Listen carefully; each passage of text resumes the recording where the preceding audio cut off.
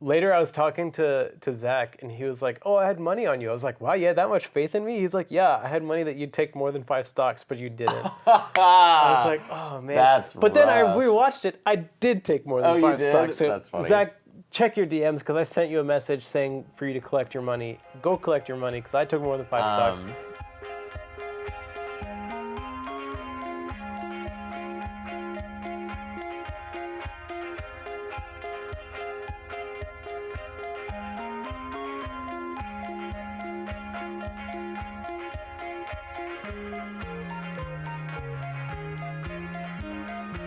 Hey guys, welcome back to Analog after a while. Yeah.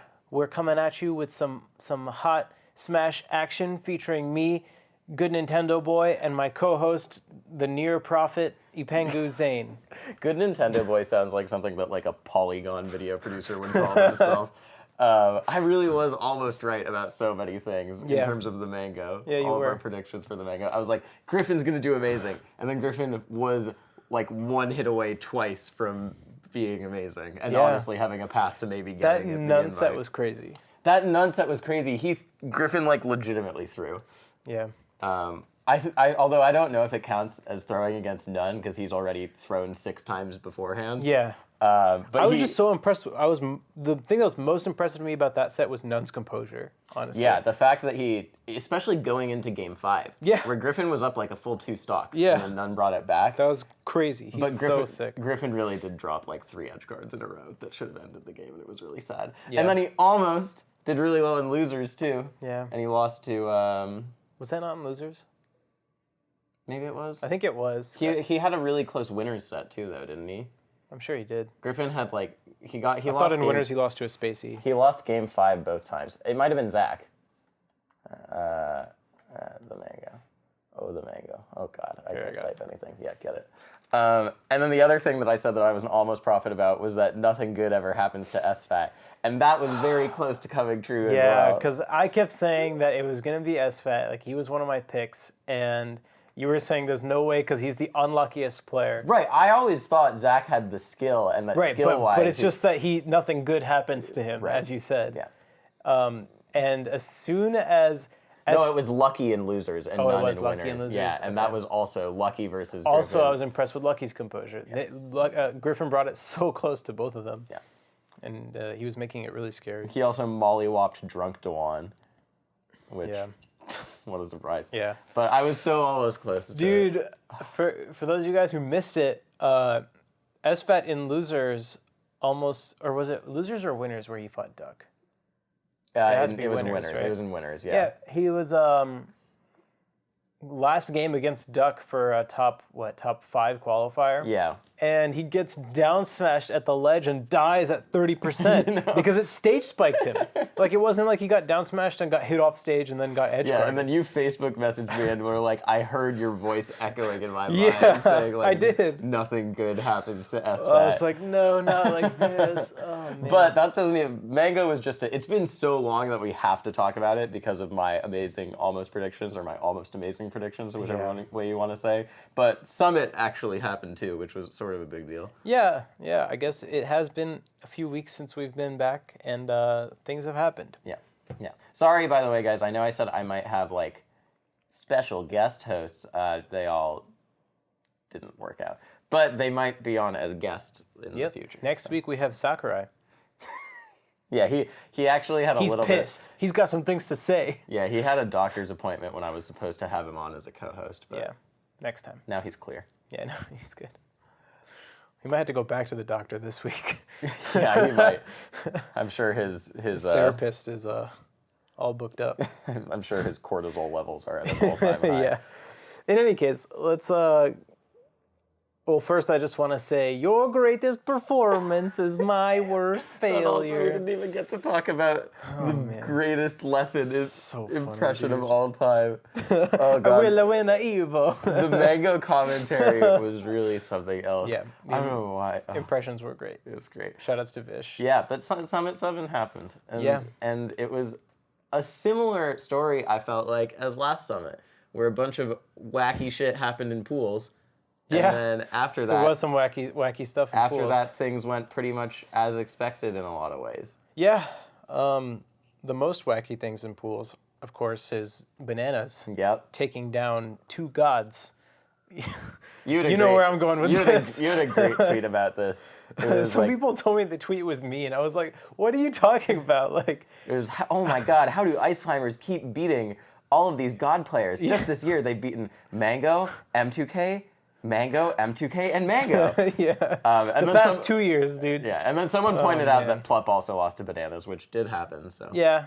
Well, bananas is sick. Bananas is sick. I want to say before we get into all of this, I'm a huge Bananas fan now. Mm-hmm. Not that I wasn't before. It was just like he was off my radar. I was just like, oh yeah, Bananas is playing. Like I never watched him, so I'm not that interested in watching Ices. I also generally. I wanna talk about a way. You know, I always love criticizing how commentators frame narratives and stuff. Yeah. And so a lot of the narrative over the weekend was like, oh, Bananas, he's like a wobble style ice climber. Like look at him doing all this non-wobbling shit where he does crazy stuff.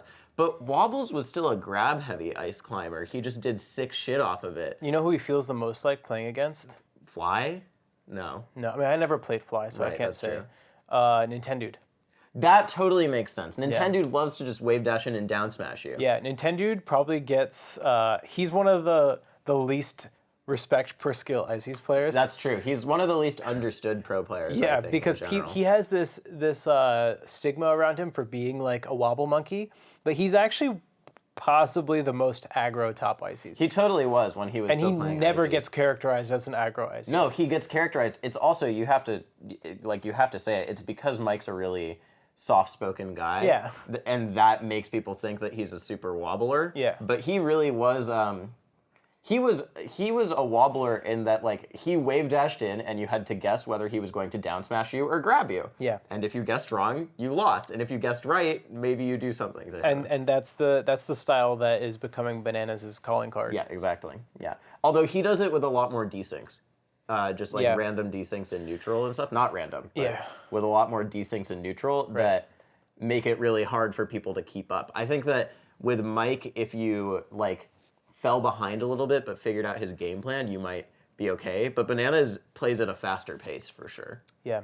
I'm definitely a fan of what I was seeing from Bananas. Yeah, he's sick. He almost beat Leffen. Yeah, he and did. then the only person to fell him convincingly. I mean, that's not true. It was still game 5, but you look pretty good against him. Thanks. I think. I thought all of the games that you lost, you should have won. Yeah, I don't remember. It's all a haze, but it was a good set. Yeah. Like, I had a really strong mentality going into the set. I was trying to channel my inner pew as much as possible. I saw you fairing and going onto platform, and then tournament winnering. You know, doing that. The beautiful thing about my set with Bananas going into it is that if any time I lost track of what my game plan was, it was right there in my head. You know what the plan is. God. Okay. I'm not even joking. I feel like that's a good transition. joking. Because I don't want to get into bracket stuff just yet. Yeah, Let's just say, Summit in general, how was it as a player? I mean, it's the best Smash event for an attendee. Like, it's so sick. It's so different. So, I mean, now I've been to Summit twice, once as a coach and now once as a player. And I have to say, like, when I go to an event and I perform really well, or at least like to my standards, I almost make myself numb to certain experiences just because of the mind space that I have to be in to compete at my peak. I totally get that, because I'll see you. When Rishi and I see each other at events, we don't actually talk that much, because Rishi is pretty focused on competing a lot of the time, and I'm really, really like going hard working. on working most of the time. So if we ever talk, it's on Sunday most of the time. Yeah, usually. And then we're like, okay, see you tomorrow. Yeah. Usually. It's like, we literally go up to each other, we're like, we have a lot to talk about tomorrow. Yeah. But like, last fall when I was there at Summit, I was just like having a good time the whole time. And part of that was my goals going into the event. Like, obviously I wanted to coach Amsan, I wanted to get as much practice as I could, but I also wanted to experience like every aspect of the event. Same deal with this and every event that I compete in. It's like I always know that, like, you know, decades from now I'm not just going to talk about the actual competing. Like, I want to do the cool stuff. That's why I play Mafia. That's why I try to do side events and, commentate and stuff. Like, I want to do all that. Talent show, yeah. I want to do all that as much as I can just because it's fun and it's part of the experience. But by the end of the weekend, I'm so deep into my competitive mindset that it's like hard for me to look back and be like, yeah, this is how I felt. Because it's just like, you could ask people who were there. I was beating up a CPU DK for like 2 hours with my Fox before I played AMSA. That's sick. Like literally straight, and I had my noise canceling headphones on, and Ringler was like, if you want to fight an actual DK, I was like, no. That's really I need funny. to fight this DK. No, yeah, it was sick. I personally was very excited for the talent show because listeners and I know that you sing and that you did a cappella and theater and that sort of stuff. Yeah. But I don't think anyone else thought so. And they also, it has to be said, there's definitely a racial aspect into it that people didn't assume you would be the person singing too, right? Yeah. Like, I just think it's not what people thought about it. Yeah, they probably don't expect that from me. But it was great. It was really good. And then everyone It went as well as I could have expected it to go. I think you were second or third in the voting for which was the best talent. Yeah, I mean I didn't care about the voting. No I one was just could judging compare. it. I was judging it on like my own. No, I just mean in general, everyone Yeah. everyone was like, "Wow, that was really good." Yeah. No was one fun. could compare to Amsa's. Amsa's He cheated, dude. Metaphorical big dick. He was and giving his numbers in Japanese, so it didn't count. Okay. Yeah. The numbers work differently in other It was countries. so incredible.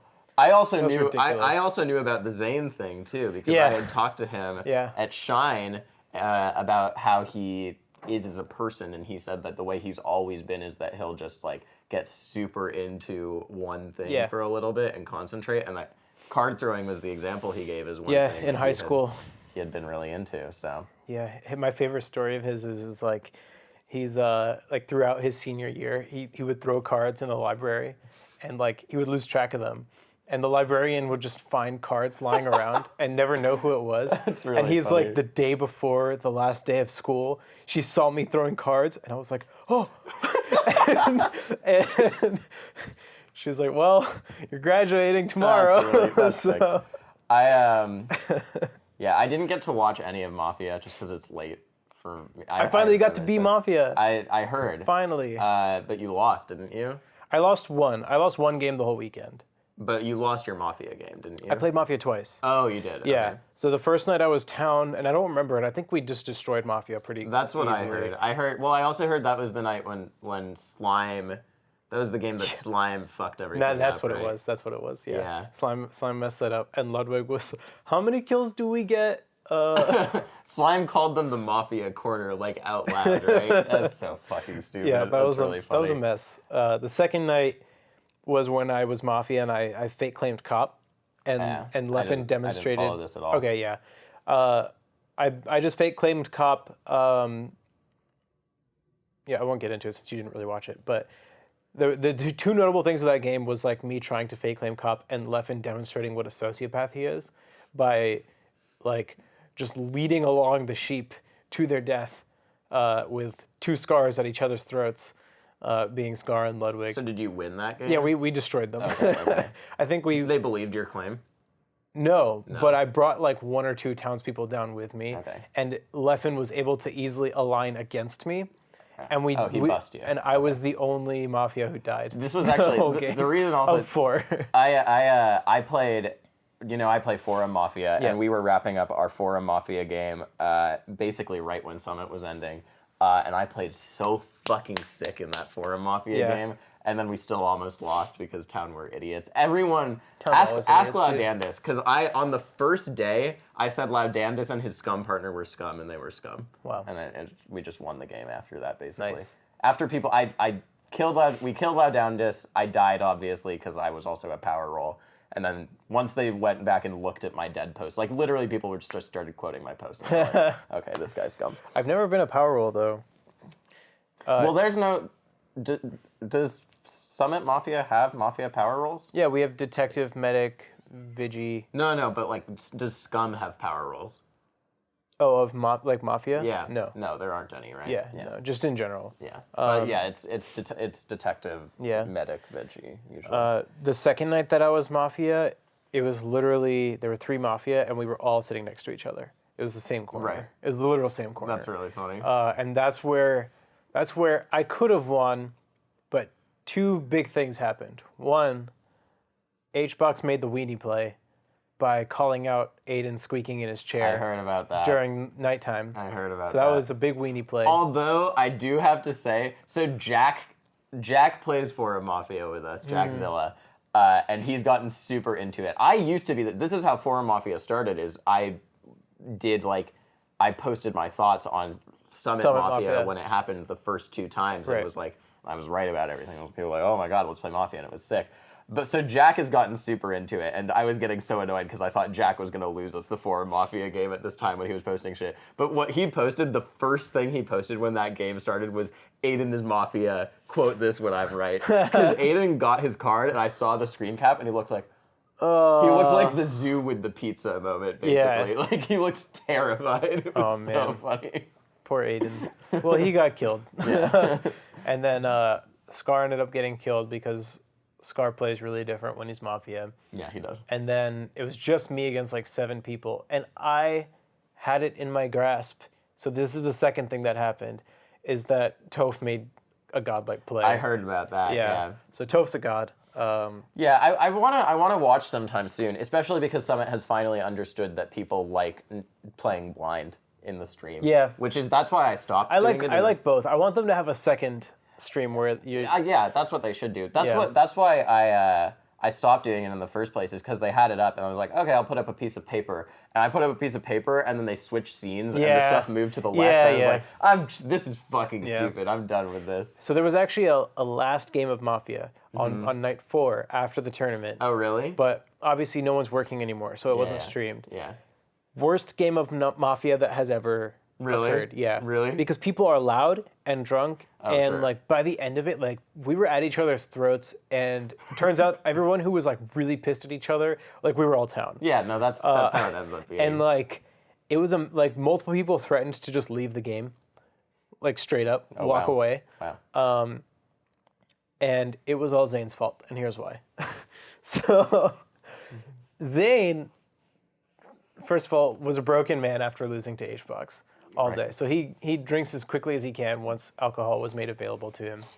And he gets everyone gets their card. He sees his card, and he trades with Zach. And Zach thinks like, oh, whatever, like we're both town, he's just going to trade me a town card. And that's how Zach became Mafia. Wait, that's...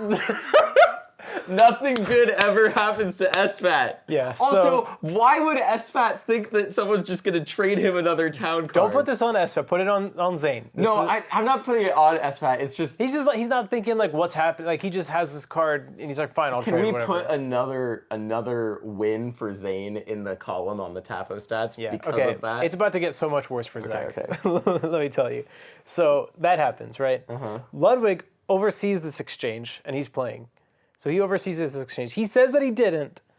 Other people have told me he definitely did. Ludwig is Vigi. So he just kills Zach? He kills Zach night 1. And the whole game, he's like, no, Zach's definitely Mafia. Like, I'll bet everyone $100. And he cannot give any other explanation for why Zane Zach... Was Zane saying anything? Zane did not say a single... Okay, so maybe the first or second night, we're like, we need to hear from Zane. Like, he's too quiet. And Zane gets the card, and he's on the ground. He's been lying down this whole time. And he gets up, and he's like, please don't kill me. I'm town. I promise. And he was like playing it up because this is his impersonation of himself playing Mafia the first time. Like he's been doing it the whole weekend. He's like, yeah, I'm never playing Mafia again because the first time I was Mafia, and I was just like, please don't kill me. So he does the exact same impression of himself. And we don't know that he's town at this point. But then...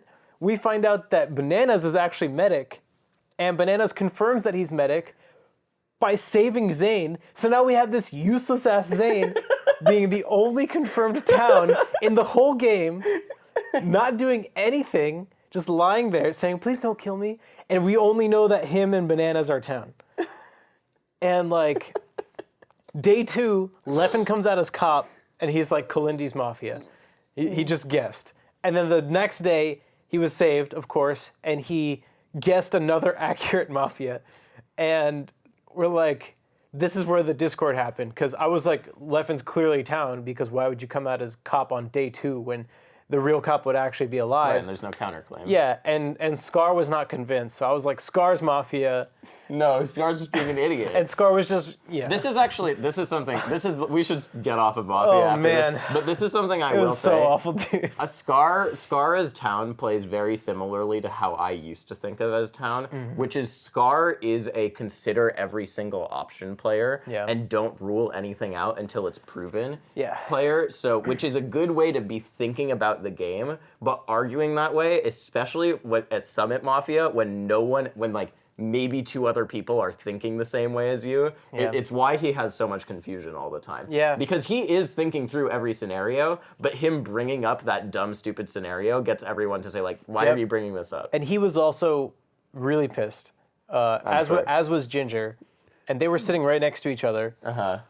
So it made it seem suspicious. There was shade thrown at me. There was a vote to kill me, and I didn't die somehow. And then we're all just sitting around. And the next day, like, I was like, all right, guys, like, you can kill me today, only in the spirit of having the conversation not be toxic anymore. I was like, oh, jeez. Kill me so that That's we can be good. That's awful. It was fine after that. We were like, all right, cool. Like, well, let's all be nice to each other. Let's figure this out.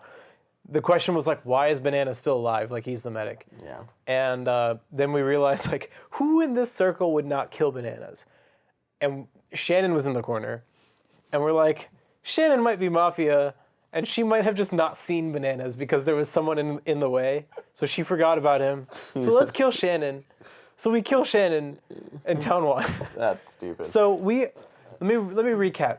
Oh my God. Night 1 successful Mafia kill off Vigi. Cop. 2 successful consecutive Mafia IDs. And then metagame because Shannon didn't see something. Yeah, Medic lived forever and saved people successfully. But the integrity of this near-perfect game was ruined because Zane traded his card away. So guys, please tweet at Zane telling him what a horrible person he is. Is this why you guys were all tweeting out drunk photos of him after that? Well, he was also just like... Okay. Anyways. Yeah. That was... Leffen was actually feeding him during the game. Like, Leffen would walk in and feed Zane out of his hand. Oh, no. It was really gross. Okay. That was a long Mafia. Sorry, guys. I know we're going to have so many viewers complaining about that. I had a lot to say about Mafia. But let's talk about actually the man who came away from Summit looking the best out of anyone, which is Ginger. Yeah, I mean... You didn't get a chance to listen to any of it, I saw a good amount of it. Okay. But, like, not as much, obviously, as anyone else. I was legitimately blown away, too. I heard it was good. His commentary is incredible. And it's not just the analysis thing, because, I do think there's a lot of people who can do analysis like that. I think you do that, too. I think Mango's really good at that. I think a lot of pro players are, understandably, pretty good at that. Yeah. But Ginger, I think from spending the last year and a half streaming almost every single day, is just really fucking good at talking in an accessible way and pivoting to talk to other people. I did notice him, like, engaging with his co-commentators. He did Kalindi. What do you think about that? What do you think about it? It's an important skill. It's the thing that Scar is amazing at, too. Scar, when he's on his game, leaves little morsels for Toph to jump on.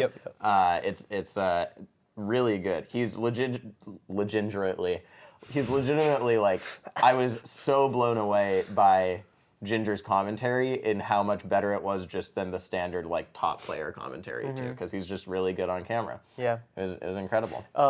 Jack tweeted at me and Ginger saying, how would you guys feel about commentating at a flower-themed event? So if there are any flower-themed events coming up, I'm interested. We should do a tricast. Ginger's interested. We should do a tricast. Apparently, Juna has expressed interest in having a dual commentator set up with 2 open chairs for top players, something like that. That would be interesting. It would, right? Because you could at least have a couple, like, seasoned commentators. When is Full Boom again? I've told Jack I want to go. Second or third weekend of March. Right? I think it's the weekend after Collision. I've already planned out my next 6 months of competing. I really want to go to that, but that would be... I'll be there. I will be there. That would be really interesting. I think... Most likely. I also am not joking. I think that you, Ginger tricast would be fucking sick. Yeah, I'm down. Because I'm the bridge. I'm down. I'm a Falco player. Same. I'm half Indian. Same. You're not a Falco player. You're a DK player. Yeah, you're right. We've established this. You're right. If we're gonna have that joke exist for this long, we're at least gonna have it be canon in the world of analog. You're right. What else? What else happened at Summit that wasn't bracket related? Because now we've spent 15 minutes talking about Mafia. I feel like we just I needed to get that out of my system. I have no regrets about that story. Skits. Yeah, I wish there were more. Yeah, there were only a few this time. Okay, so let's go through them. The Ludwig stuff, the whatever it was, David Robinson, whatever it was, the like, I'm an insurance attorney. What was that? Did I miss something? God. I don't remember what it was called. It was Ludwig doing one of those commercials that was like, if you or someone you know has been injured playing Super Smash Bros. Melee for the Nintendo GameCube, please contact. It was him doing like one of those public ads for an insurance company or attorneys or something. Was that the Rutherford and Rutherford? Rutherford. Oh, that's where the messages came from. Yes, exactly. Okay. Yeah, so there was a skit of that beforehand. It was really fucking funny. It was really good. Okay. Highly approve of that one. Very good. Never Have I Ever. That was funny. It was good. It was very much a typical Summit Smashers Can't Act one. I think it was Zane who was telling me that like the editors do a good job of covering us not being able to act. Yeah. Life Sounds Better with Sennheiser. Didn't see. I thought it was just an ad. I mean, it was an ad, but it was still funny. Okay. Miles Goopman, I want to leave because I want to talk about that. Whiplash was fucking great. Yeah, it was amazing. I love Bananas, dude. That was so if good. you guys are not Bananas fans, like, he's a great actor too. I like hanging out with him too. He's a cool dude. Yeah. Shout outs to Chroma who said that was his idea actually. Oh, let's go Chroma. Mango and Shab's Excellent Adventure. It was sick. Also sick. I loved that. Highest production value maybe of any Summit skit ever. Also, let's go Shab. I love Shab. Yeah, let's go Shab. Okay, so and then Captain Falcon Beyond the Finish Line. I didn't see all of it, and I still haven't watched all of it. I haven't watched all of it either, but I got the idea. Like, it's what we do in the shadows. Yeah, it's what we do in the shadows. It was good. It's like Nathan For You-ish style, too. I was a little bit soured on this one. Not soured, but, like, basically, you know Grimace from the McDonald's? From the McDonald's? He's the big purple the purple dude, right? My friends did a video that was exactly this video, but it was Grimace. Really? It was like Grimace Life After Fame, and it was like Grimace going home to Long Island and being sad with his dog and shit. And they did that a year ago. You know they have a Thor version of it. And, really? And what's his name? The dude from Thor Ragnarok. Because the guy who directed What We Do in the Shadows directed Taika Waititi. Yeah. He directed the new Thor movie. Yeah, which was amazing because he's a great director. Yeah, it was amazing, and he is a great director. But yes, it was very What We Do in the Shadows. It was good. I only saw some of it. It was like, you could tell what was coming, and I felt like... Yeah, I felt... So I'm pretty sure they didn't plan to end the whole weekend with it. I think it was scheduled for earlier, and I think earlier would have made sense, but we did have some scheduling hiccups. Of course. Yeah. Which honestly, like it wasn't that bad, the scheduling. Well, you were there. It was pretty I was playing Melee all morning. It was pretty annoying for everyone else, was the IRL stream not, like, entertaining? Or, I mean... It was whatever. I guess it's just an IRL stream. Yeah. Yeah, I guess fine. I was happy because I was just playing Melee for, like, 5 extra hours. No, Beyond the Finish Line was good. I liked it. I need to see more of it. I haven't even watched the recap video. I felt like it was good Since it was aired live. I felt like it was good. I liked Beyond the Finish Line. I felt like I've seen it before, but it was well done. Yeah. Okay, let's talk about Miles Goodman. Okay. What do you think about Miles Goodman? I thought it was funny. Okay. I don't think it was Slime's best work, but I like that he always has, like, a new medium. Yeah. I got into a very... It's very, like, Between the Ferns, right? Yeah, well, yeah. It's very Between the Ferns. It's a little bit Eric Andre-ish. I think he's definitely going for Eric Andre. Like, I think his old stuff was more Eric Andre, but... I only say that because after I did my interview with him, he was like, that was great. That was very Eric Andre. Okay. So that's my... Well, you're very Eric Andre. You're very Hannibal when you want guess to so, be, and that you just deadpan everything, and no one can tell. They were talking about you on commentary. They were like, I was talking with Rishi earlier, and he said something that was, like, very obviously stupid and wrong, and I could not tell if he was joking or not. Like, I did not know what was going on. Full of surprises. I had a very protracted conversation about Miles Gutman with Chroma. Okay. Because I spent Thanksgiving with Chroma. Because of stuff. And wait, in Jersey? Yeah. That's where he's from. Oh. He's not from San Diego. You're from there. No, I'm from California. You're from California is what I meant. Yeah. And that's where Chroma is now. Yeah, he lives in San Diego. But his family's from Jersey. You guys did all this switching around. But I had a protracted, prolonged conversation with him about this. I thought that it was... So, first of all, it's very clearly like Slime doesn't want to do Slime on the scene anymore. He wants to do new stuff, and I totally get that. And this was very anti-Slime on the scene. Yeah. In a lot of ways.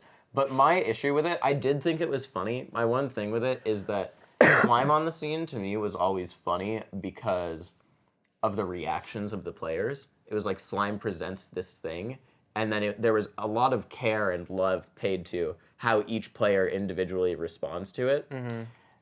And this is, like, I guess the players are a little more in on it. They were in on it, and they were also, I mean, and that's part of why Slime on the scene couldn't happen anymore, is because players were in on it. Mm-hmm. But it was the way that they were in on it, in which every player's reaction was basically what you do for comedy. It was deadpan. Mm-hmm. Every player just deadpanned everything. And so the sketch became not about the players, since they were all homogenized. It's about how funny it was. It was about Slime's fake stomach. Yeah. Which was, like, fine. Which is why the best part of it was Zayn. Yeah, I was about to say. The Zayn part was about Zayn, and it felt very much like Zayn's actual humor. Yeah, it definitely is. You could see he could hardly contain himself. Yeah. Wearing the mustache. It was so funny. He's so excited. But yeah. No, but it was still funny. But that's a little bit of my critical theory comedy thing, which I just like to talk about. I'd love to talk to Slime about it, too. But I just haven't He did a good job. This was his first time... like fully directing the weekend. Oh, really? Yeah. That's sick. He was the director all weekend. Well, overall it was amazing, and I thought all the other skits were really, really great. I have mixed feelings about Miles Gutman. I mean beyond the skits, like no, I know, I know. Hotbit actually wasn't even there. Really? The whole weekend. Oh, yeah. damn, that's crazy. So Slime was like calling every shot. That's fucking sick. That's really awesome. And I think this is the first summit without Grace, who was the former like hospitality player manager, and they have a new guy named Charles, and he was great. So I mean, this is also they did an awesome job. Nick Envy, like this was some of his first directing work for the summit, or his first skit directing work, and he's just so incredibly talented in every way. Nick also did that SoCal PR video a long time ago, like a year ago, that was the sickest PR video ever fucking made. If you guys remember, so I was really happy seeing him get work. I really like Nick doing stuff. But yeah, Miles Gutman. I have a lot more deep, like, critical analysis, why we laugh stuff, using my major stuff that I could go into, but right. we have bracket to talk about. After we take a break, and I swap out the batteries in my recorder. Nice. As always. See ya. Catch you guys after that.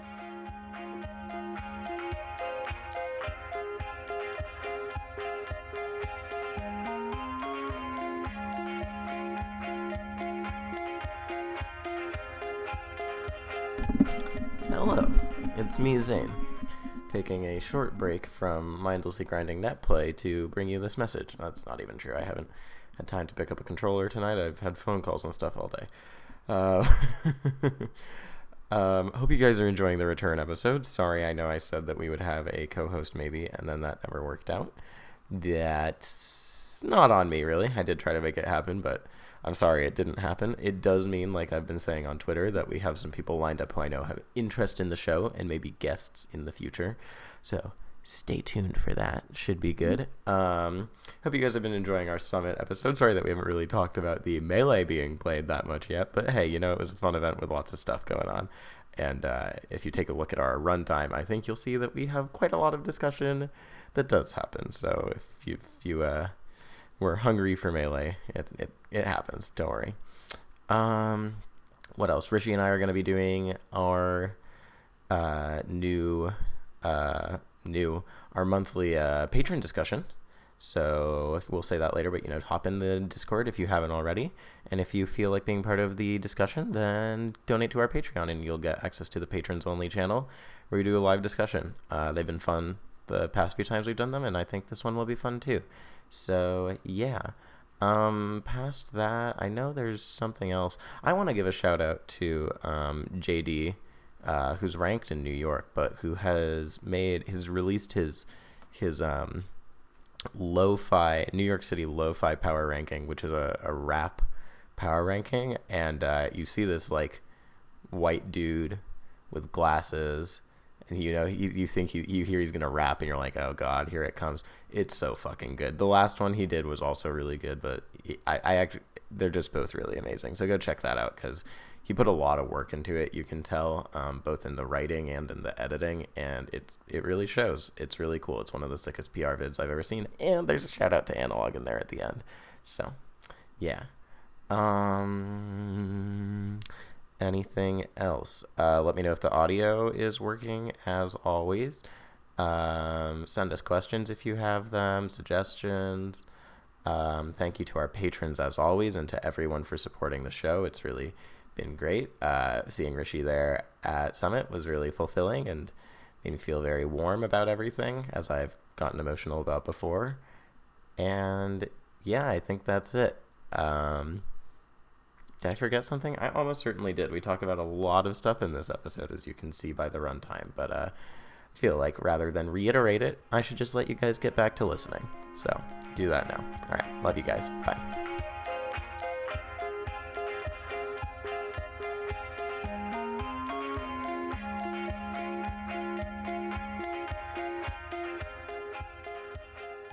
Hello guys, welcome back to our episode of Analog that is currently happening about Smash Summit, where we're finally talking about the Melee that was played at Smash Summit. Yeah, so more on Mafia.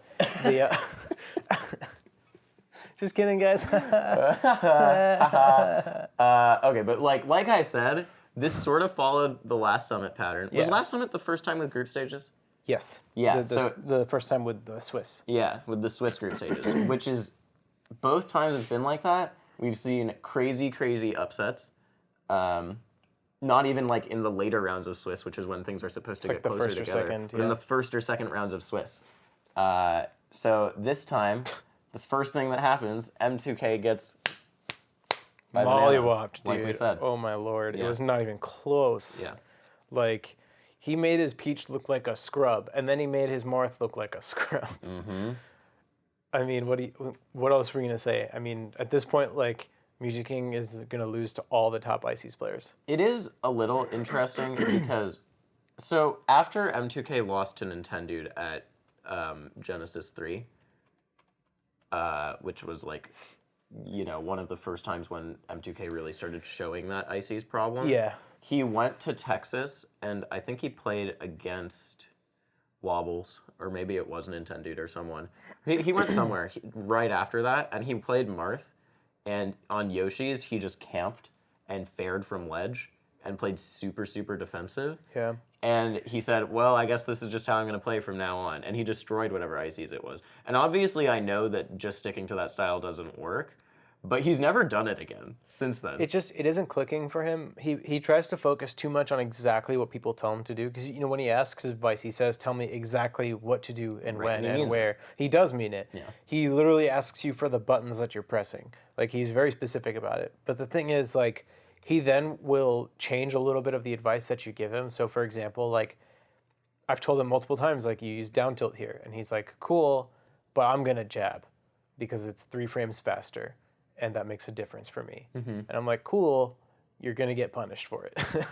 Like, that's like such a simple thing in the matchup where, like, you watch him play against ICs and he lands the jab and then he gets punished on hit. Yeah. And if you've ever asked Zane about this matchup, who really is one of the better Marths at this matchup too, he just doesn't get as much recognition for it because he's had a few losses, and then he's also a higher caliber player compared to the ICs. Mm-hmm. You ask Zane what he does in this matchup, and he says, I don't know, I just fair and down tilt. That's all I do.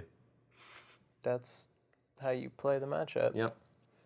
I mean, it's gotten harder this year. Like, I had the matchup figured out in 2017, and I lost the first couple ICs I played in 2018. Mm-hmm. The only person who was looking totally immune was PPU. Yep. And even him had scary moments, like when he almost lost to Edric. Yeah, true. And even even though he hasn't lost to Army this year, like It's come real close. yeah, it's come close multiple times. Yeah. So the matchup has definitely gotten harder for Marth. Yeah. But I don't know, it's just not clicking with me taking. I think his best shot at this point is just like play Puff and camp. Like Also- he enjoys camping with Puff. Also, there's more. I don't think that's his best. I don't know. He should stop going Peach the first 2 games. Yeah, that too. Like, right? Like, I think his Marth can do it. I don't think he. He clearly can. I mean, Yeah. it's just if there's such a strong mental block there, like he needs to try something new. No, totally.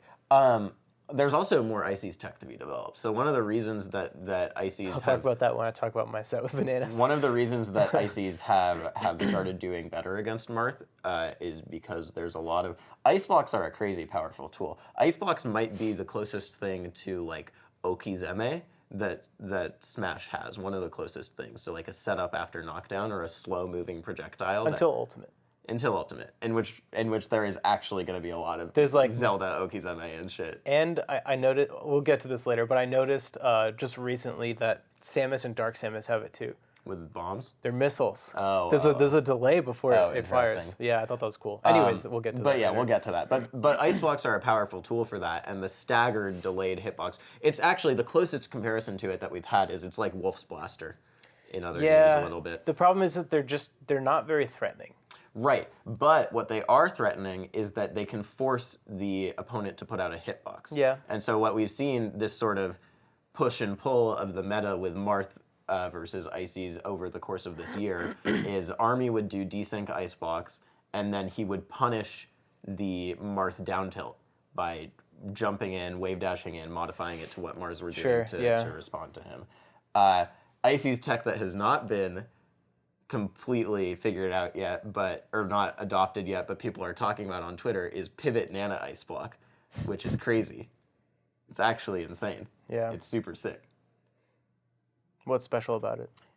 So when you do a Pivot Nana Ice Block, so what Ice Climbers, when they pivot, they'll desync a lot of the time because, or is it every time? Fun fact, they did in Brawl too. That's how I would desync in Brawl. Interesting. They desync because of the delay on the input. So if you pivot and then input a jump, you can get Nana to do a jump just by herself. Army pivot does jump. that. Yeah. It's really gross. And then you do an Ice Block, and because you input the Ice Block in the buffer time of doing the jump, you can get just Nana to do a single Ice Block, like a single jumping Ice Block. Gotcha. So someone on Twitter was talking about this, and it's crazy, crazy good against Marth because you get to put out an Ice Block and not put the solo climber into lag. Yeah, you can, if you do it aerial, you can threaten the down tilt. Exactly. Yeah. And then, so before, it's once the Marth hits the down tilt, it's not frame advantage for the Icies, it's just a window for them to close the gap and get in. Yeah. But when the main climber is actually going to be actionable while the Ice Block is coming out, that is a real frame advantage if they choose the wrong option to beat it.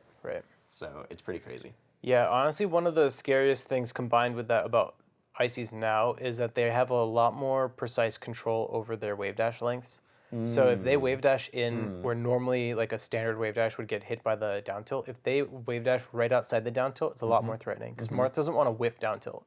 Like, unless you're a certain distance away. Yeah. So if they can put themselves in a distance where they force Marth to whiff down tilt while Icies are close, you force Marth to play another mix-up. Like, you might not get a true punish as Icies, but you're going to get a mix-up that's like either nothing happens or you reset or you kill Marth. Yeah, it's a really interesting little interaction in the matchup where one of the reasons the reason Marth down tilt is such a safe move is because it has a huge amount of IASA frames. Interruptible as soon as frames. Where you can dash back out of it, wave dash back, down tilt again if you're Zane. Yep.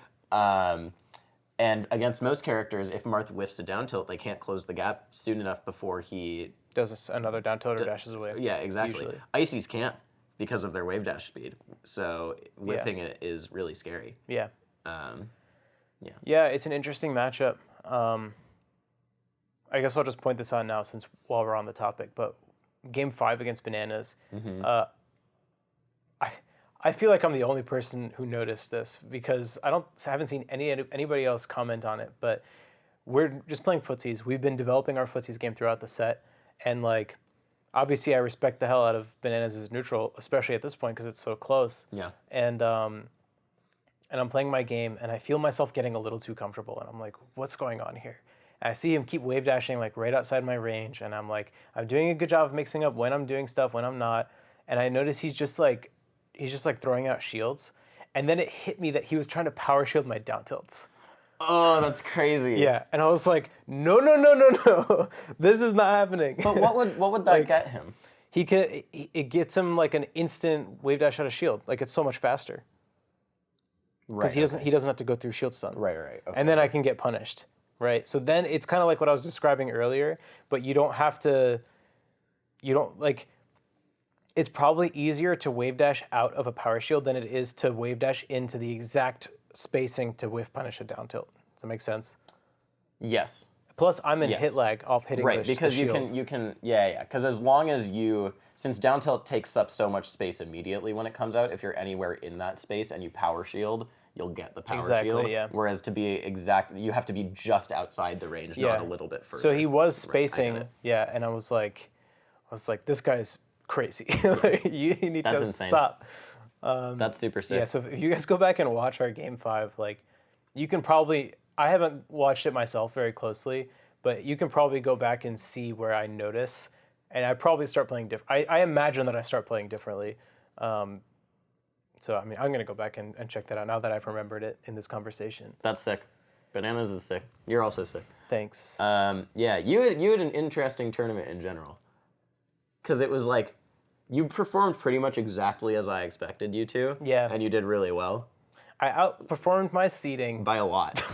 By a lot. I was seated, second to last, or third to last? Third to last, yeah. Just above Slox and Shiz. And I mentioned this to them, and I did the thing where, like, if I see an issue with seating, like, I'll bring it up, but as soon as game day starts, like, I put it completely out of my mind. It was so interesting because there were players who were, so Kalindi above you is the one that's really, like, questionable. Yeah. Bananas above you was honestly, like, it was also questionable, but it's fine considering his performances. The justification. So for the first justification that I received was that they just seeded it by the summer rankings, which they did and stuck to that. Okay. That's what the seeding was. But I was like, that is not an acceptable justification because that means you're ignoring Evo, SmashCon, Shine, and Big House. That's 4 majors. You can't ignore 4 majors for seeding. Right. So, like, that clearly doesn't make sense. Right. So the answer I got back after that was, well, you, KJH, and Bananas are all somewhat interchangeable. I accept that. And they wanted to have matchups that we haven't seen before, being me, Plup, KJH, Mango, and Bananas, Mewtwo King. Okay. Fine, I accept that. So then I moved on. But I thought about it more later, and I didn't harp on it any further because I'm like, this doesn't, whatever. I don't want to make a big deal about this. I just wanted to say my say, and that was it. The other matches that they had seeded was AMSA X and what was SFAT? And SFAT Wizzy. Yeah. So I mean, like, those matchups have happened so many times this year. But you are hard to seed because in a way, obviously Bananas is the hardest one to seed in this entire group. Kalindi is actually very easy to seed in that I see Kalindi. And I think this was weighing on him this entire weekend. Kalindi beats players who are worse than him, and he mostly loses to players who are better than him. And that's been me forever, too. It's been you forever, but there are a lot of people who are seated above you that I would have given the edge to you on this tournament, or in this tournament. Well, yeah, it was me until, like, the second half of this year. Yeah, exactly. Basically. But, like, I expected you to beat Bananas. I expected you to beat KJH if you played. And I also, like, you versus Swedish, I was very confident you were going to win that going in, too. I mean, literally, like, I guess, technically I made 2 upsets, right? Swedish and Bananas. Yeah. Swedish was the bigger one, and people were treating it like an upset on Twitter and stuff. Yeah. And it sort of is. It's because the other set we played this year was never uploaded. And I tweeted at them so often. And I wanted it for this tournament, so I was like, I might play Swedish, so I want to study it. It was Scarlet Classic. Oh, right. Yeah, but I mean, Swedish also got destroyed by Zane right before that, and so I was like... He got destroyed by Slox right after. Yeah. Yeah, that also... This was also... Like, I love Swedish, but this was one of the reasons where I was... When he got in as the last person, I was like, okay, I guess. Because I've seen him against all of these players before, and also I favor... Like...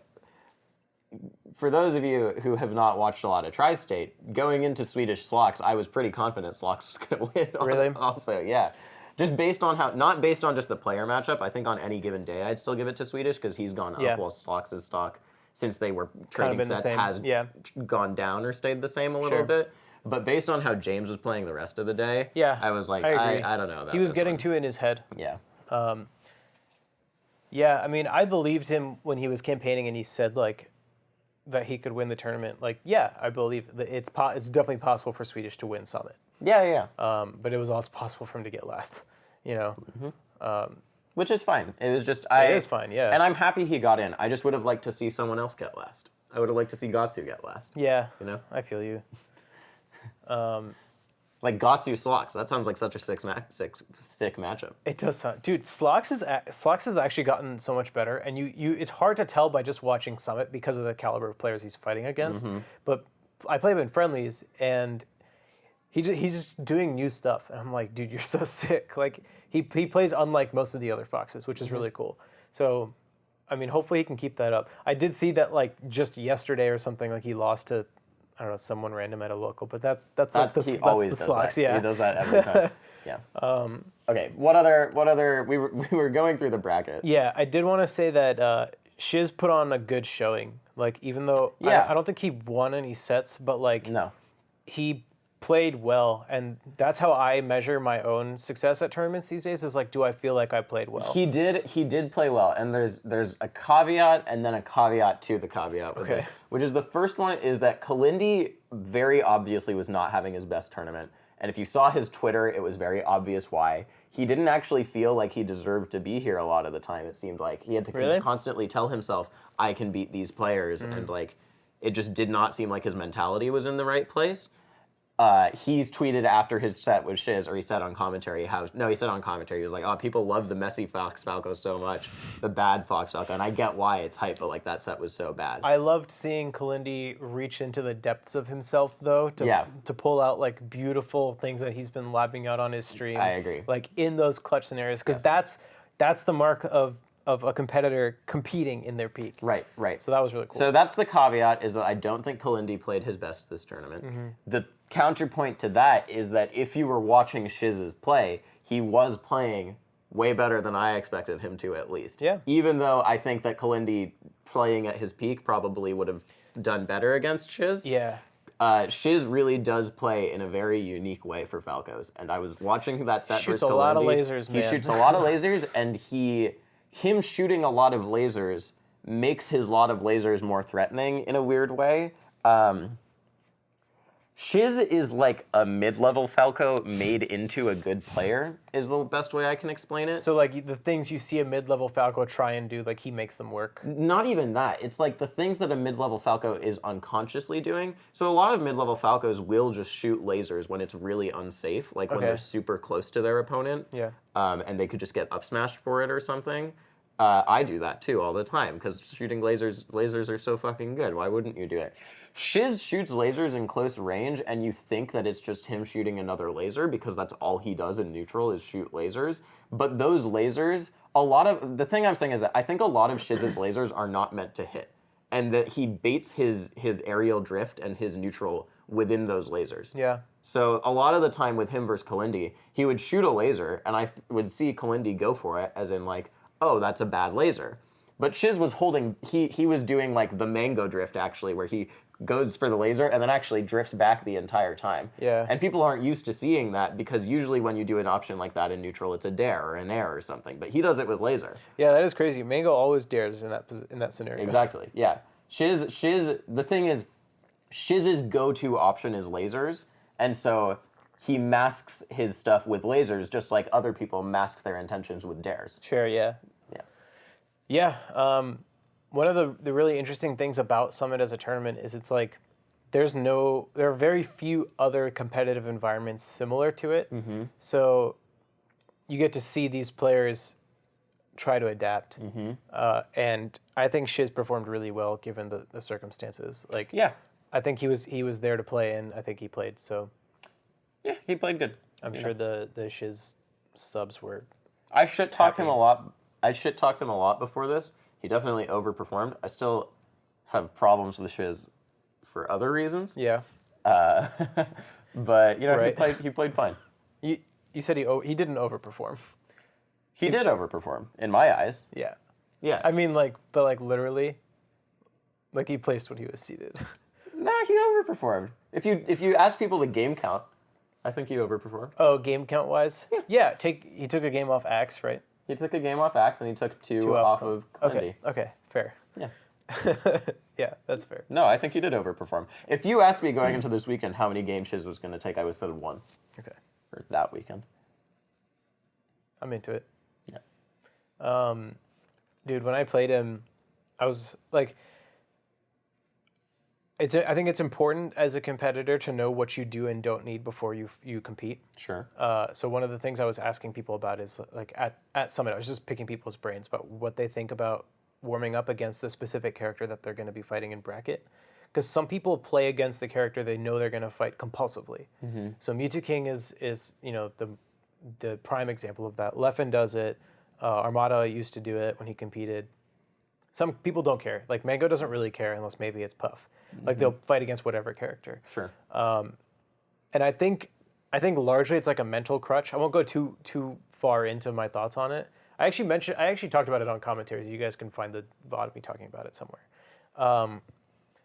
But against Shiz was one of the examples, was one of the few times that weekend that I was like, I feel like fighting the character I'm going to play against. So I fought Mango and Ginger just because I was like, I know I've been doing really well against Falco this year, but I couldn't find any notes. I didn't write anything down the whole year. And I was so out of practice in the matchup. I'm like, I need to make myself remember some stuff. I literally didn't write anything down. So I was like fighting them, and I was like, this is not working. So my strategy against Shiz was like brute force it as hard as I can. And that's what I did. If you watch me play him, I just like stick to the basic mix-ups and I try and punish him as hard as I can. I think actually, so that whole weekend, I was like, when I was hanging out with Allie, because we had a bunch of plans that weekend, when most of the time I wouldn't watch Summit, but then if you were on and be like, Rishi's playing, I'm gonna watch this one, to be like, okay, sure. And when you played Shiz, I think I did not watch it. I think I was like, the games were all close, but it was like if you go back and watch it, it's like, guys, if you're just trying to study me versus Falco, don't watch that set. That's not a good one to study. I also want to change the thing that I said earlier, because I'm looking at the bracket, and Kalindi had a close set against Zach. Oh, yeah, he did. And I think that Zach was playing fine this weekend, and I think Kalindi played pretty good in that set. Yeah. And it's something they've been tracking for a long time, is him in the Fox Ditto. So I want to be more clear with what I was saying about Kalindi, which is, if you go back to the pools things, I think you can basically track Kalindi's mentality by how his results look. So he played Mango, and he got fucking destroyed. Yeah. And they played M2K, and it was even worse. He got... it was like really bad. And he was so close to them going 0-3, losing to Shiz. Right, and then I think that his mentality was really bad going into Shiz. When he tweeted, I need to think I can beat these people, it was right before M2K. And if you watch Kalindi in that cam, it was like, I don't think you thought you could beat this guy, maybe. Yeah, he pulled it together.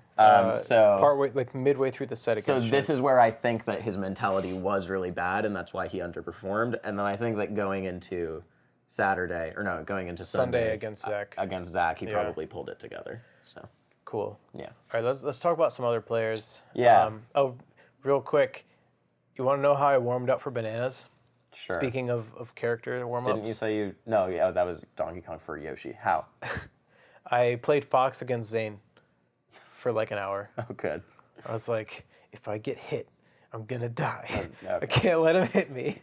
And those games were pretty good. That's really funny. Yeah. That's actually really funny. That was the good practice. Amsa Axe, I just want to say, I don't know how these guys have the most incredible sets every time they play. Because it looked like Amsa what was Axe thinking? No, I know, but it looked like Amsa was going to 3-0 him, too. And then Axe brought it back. What was he thinking, dude? I mean, just going Young Link, like... Both your other characters have worked. I don't think Young Link has ever worked for him. Yeah. He probably saw me play the random versus random best of 5 one-stock game of my Young Link versus Amsa's Yoshi. Right, he probably saw that. Where I almost took the stock. I don't know I didn't watch that, but wow. I played Young Link. No, I managed to gather it from the context clues. But Probably got inspired. I feel like these guys go game 5 every single time. Yeah, it is always close. AMSA played amazing this weekend. Yeah. Just throughout. Yeah. We'll come back to that because that comes back to a thing I wanted to touch Okay. on. Let's keep going through the... I mean, not a whole lot else to talk about in this first pool. I mean, Mango lost to Bananas. AMSA Hungry Box, yeah. Like AMSA Hungry Box, Mango Bananas we talked about. KJ Shiz, whatever. What was back in 2? Go back. Oh, yeah, Mango Axe, which... Mango just looked very mango-y. Mango Bananas, you mean? Yeah, and he looked very mango-y against Axe, too. It was just pretty... Well, he bodied Axe. Yeah, that's what I mean. Yeah. Like, he looked very swingy. Sure, very, yeah. What and if he hits you, then it works. Yeah, exactly. Pool 2,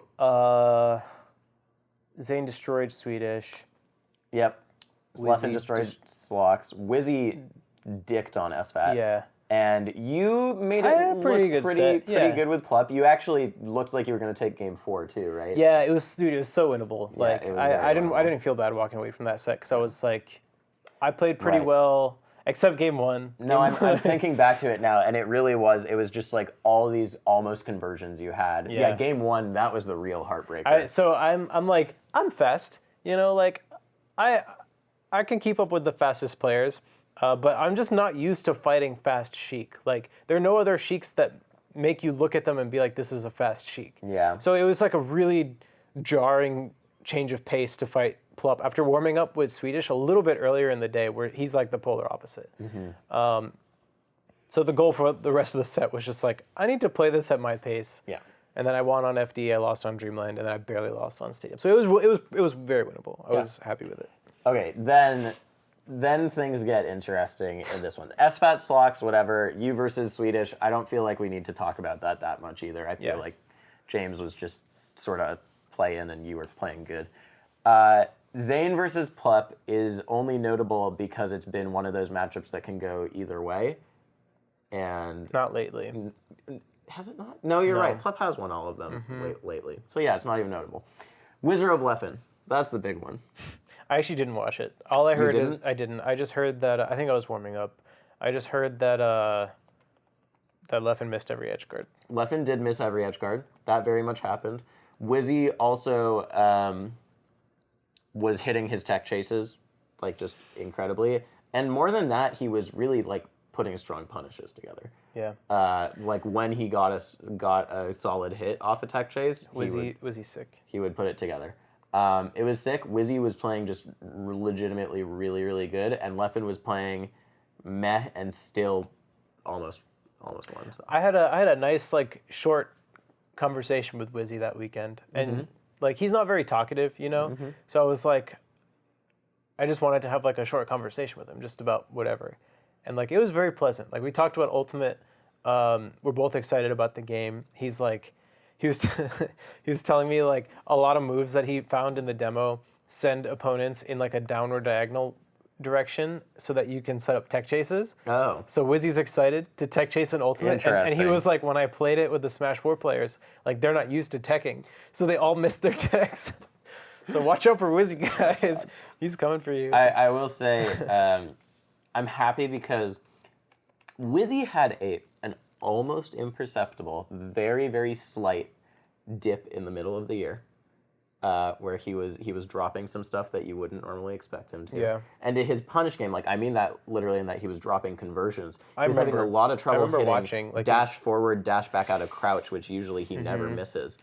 I remember at Shine, he kept missing it against Johnny. Yeah, I remember his tech chases did not look very clean. They're back on lock now, so it's good to see that. Yeah, and then Plup destroys Wizzy. Leffen destroys SFAT. Slox destroyed Swedish, and me and Zane had another great. Yeah, and another set where I feel like it should have gone to Game 5, but.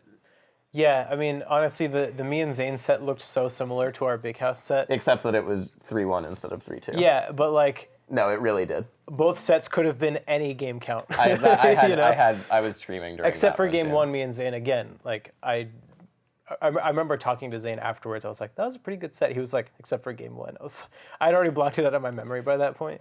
But like, even when I was down 4 stocks to 1 on Yoshi's, I was like, I can still win this game. No, and you I almost did. Almost did. Yeah. I mean, I've talked to people about this a lot, and I've talked to you about it on this podcast too, but I just want to reiterate it. I think that, because I have a expansion on it. So I think one of the reasons you have such hype sets in general is because you are, you honestly remind me of how people used to perceive Dewan, in that Dewan was the player you could never ever write off when he was down, because Dewan's defense, and this is specifically back when defense mostly consisted of DI, was so incredible. Now that doesn't happen. I think this is part of the reason that Dewan has fallen off a little bit too. Purely DIing doesn't quite cut it in terms of defensive play anymore. Yeah. You have insane defensive play in many, many ways. You know when to ASDI down, you know when to crouch cancel, you hit your OMS attacks, you hit your wall techs, like in this set, you hit that one. I did hit them. Yeah. Oh, I forgot. Yeah, you hit your wall techs, which was because I missed them in the first set. Yeah, and you do your crazy turnip shit. I actually forgot about that. You do your crazy turnip shit against Lod. Right. And I've talked about this before, about the reason why your sets are so hype a lot of the time is because you will come very, very close to losing, but are one of the most likely players to not lose in that moment. Right. I think that also plays into this other thing that people have started to become more aware of as people talk about it more, and this becomes more of a narrative, which is, people talk about the labber for each character, and you are the Marth labber. I actually didn't even like think of myself as that until I think Zane's the one who pointed it out. Yeah. But it is kind of true. I mean, Zane pointed it out because people said he was, and he was Yeah. like, no, I'm not at all. He just plays. I just go into practice mode and just do combos for like an hour. So speaking of that, so Zane and I have, I mentioned this in my blog post about, I wrote a long post about just a lot of stuff. Like I think it was Shine, Big House, and Summit campaigning. Zane and I have re-achieved the place where every time we sit down to play, we're now innovating again, because there was sick. there was a point where like I had his number for a long time, and then we went back and forth, and then the beginning of this year he beat me 3-0 at Genesis, and then after that when we would play, like he would just body me. So I like caught up in a lot of ways, and it started happening at Evo when he was warming me up the night before I played Mewtwo King. And since then, like every time we sit down to play, like we're doing new stuff. That's sick. So it feels really good, and you can see it in our games. That's like, what I was gonna say. Even though the Big House set and this set were like similar in a lot of ways, it's the ways that they're similar aren't in the actual tools that we're using, because we're always changing the tools that we use. The similar things is that like we're both playing well enough that it's just our play styles. It's in the tempo of the game. And exactly. Yeah. And where like it feels similar. I was just saying about how Zane will get a lead, and then you'll do a defensive tech, and then you read one of his DI options and combo kill him for exactly. Yeah. Still, my favorite characterization of our Big House set was like Zane takes the lead with his sick neutral, and Rishi comes back from the depth, from like the bowels of hell with some combo. And that's really what it was. It was interesting. It makes like our styles complement each other in such a way that it's fun to watch. Yeah, absolutely. Especially because Zane looks like a nut, and then people point out, he just dashes back and does but he still looks like a nut in most matchups.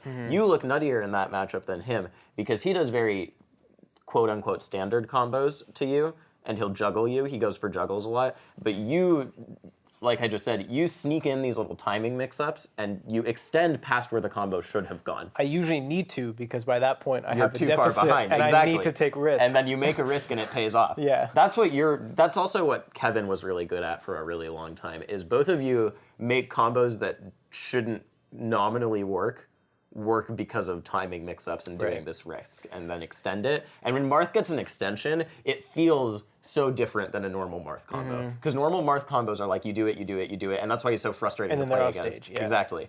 But you guys will be like, oh, actually, you could have jumped out there, but you didn't expect to do it, so I nared you, and now I get another fair and a dare. Yeah, it's sick. I tweeted about this yesterday, or I guess, I think yesterday, where I was just like, I feel like playing Marth. Yeah, I saw that. And it's been a long time. Yeah, I'll feel like playing Marth, but a lot of times it's out of just like to improve. But now I actually just feel like playing Marth for fun. Sick. And that was something I actually rediscovered Summit weekend, because I actually had a great talk with Mango just about like melee and improvement, and he just like, we were just sitting and playing for a while, and out of the blue he gave me a couple tips, and I was just like, oh, so should I do like more grabs? Like, where should I get these grabs? And he's like, well, like if you want to master just, you know, nair and grab, like you'll get results and you'll be a master of those two things. But like if you want to be like a fully fleshed out like sick player, like you need to know all your tools. And I'm like, that's something that I've applied in my Smash career like throughout to all my characters, but then I stopped doing it to Marth at some point. I get it. Yeah. No, I totally understand because that. you start trying to play by the rules too much, and it stifles your creativity. Yeah. And I was like, yeah, you're right. Like, I need to not. He's like, you're not down tilting me enough, and I'm like, yeah, it's because like PP told me like he doesn't down tilt in the Marth like, Falco just matchup that down much, tilt. and he's like, well, maybe in 2015, but like by having that in my head, I've cut that option off from myself. Exactly. Yeah. And now I'm like, Yeah. now I'm just like, man, my Marth is sick. I think everyone who's trying to focus on improvement goes through that, and then it goes in cycles, right? Yeah. Because then you might end up down tilting too much. That's just how it always ends up happening. Yeah, I mean, you can definitely overcompensate, but the key is to just like find that zone where you feel like your access to all of your character's tools come naturally, where you don't need to think about them consciously, so you're just interfacing directly with your opponent. The goal is for those rules of those limiting rules of, oh, I haven't been down tilting enough, or I've been down tilting too much, to not come into play in your approach to the game, but to come into play in how your opponent's interacting with them. Yeah, I do think it's important to study those types of things ahead of time as an analysis thing. Sure. That you then try to incorporate into your subconscious game. But when the game starts, you want to be. You need to fight your opponent. That's the bottom line. You fight your opponent once the timer says go. Anyways, I mean, just the last thing we'll say about this Marth Ditto stuff is, I remember a year ago when a Marth Ditto happened, I was like, oh, fucking Marth Ditto, it's just going to be so dumb. And now, when you and Zane sit down to play, I'm always very excited for it. So who's the Marth Ditto king? Is it Zane or is it me? Because I beat Mewtwo King, Moon, and Pew Pew in a row, and then I lost to Zane, but Zane hasn't beaten Mewtwo King. I feel... So who's the Marth Lord? I don't think either of you are the Marth Ditto king. I would love to see one of you become it. Yeah. Because it's not been something that's really existed. People just kind of see it as like a random, like one of the Marths. And it's because that's sort of how it's been for a while, honestly. No one's ever been able to stake Not it. anymore, dude.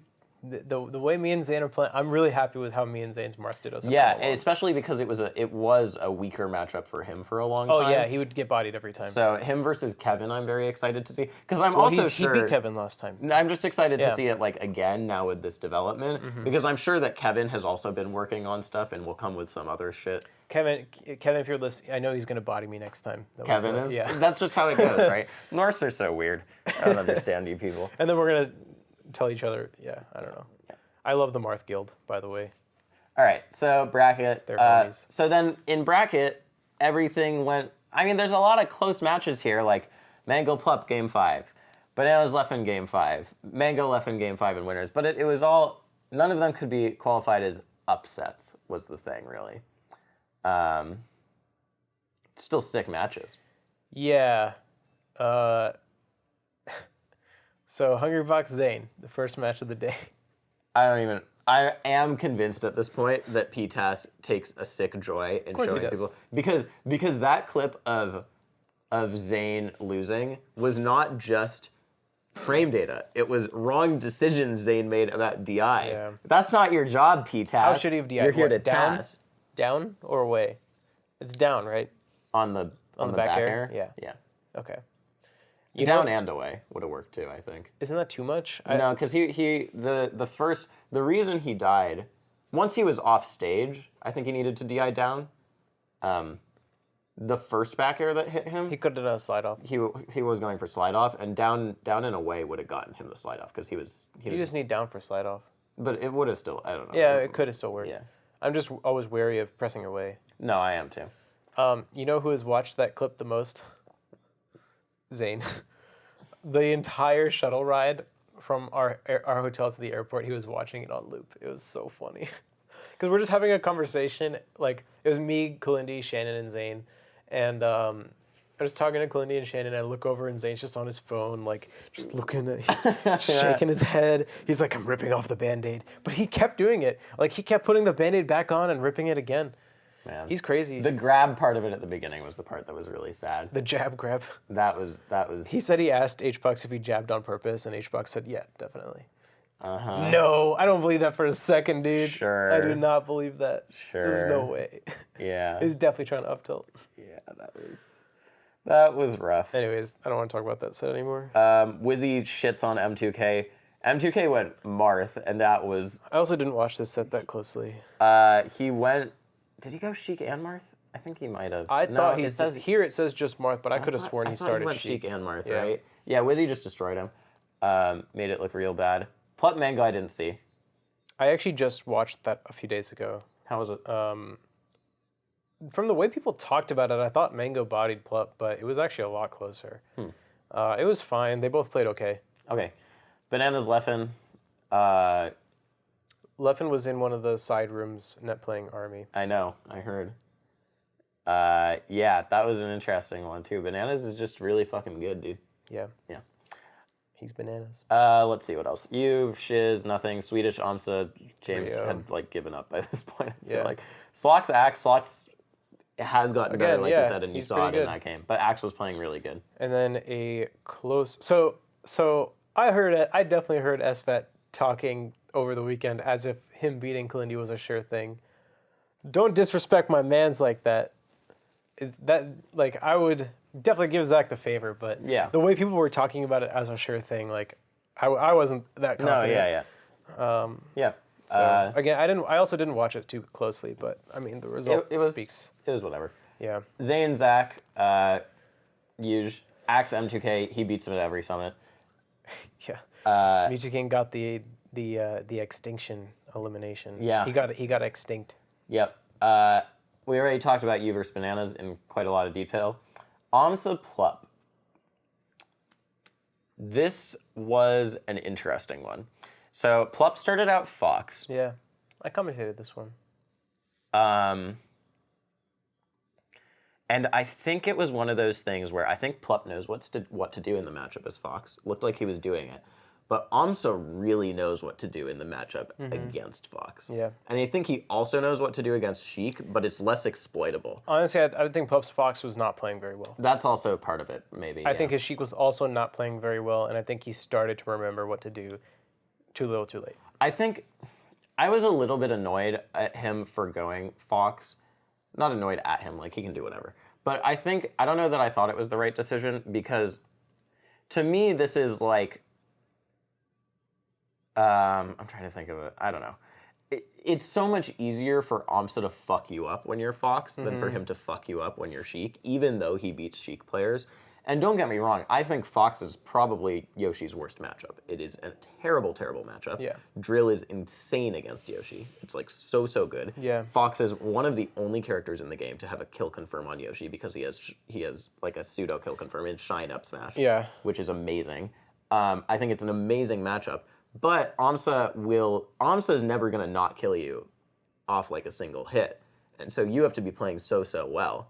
Sheik Yoshi, I think recently, for some reason, Sheik players think it's actually not that good for Sheik. It is an amazing matchup for Sheik. It is so good for Sheik. Yeah, it's a good matchup for Sheik. It is a really, really good matchup for Sheik. I guarantee you some of our like nerdy, lower level, not low level Sheiks, but lower than like Jason and Plup would make that matchup look so much harder for Amsa. Oh, for sure. They just play it by the book. Jason would make it look, Jason would make it look really hard. Yeah.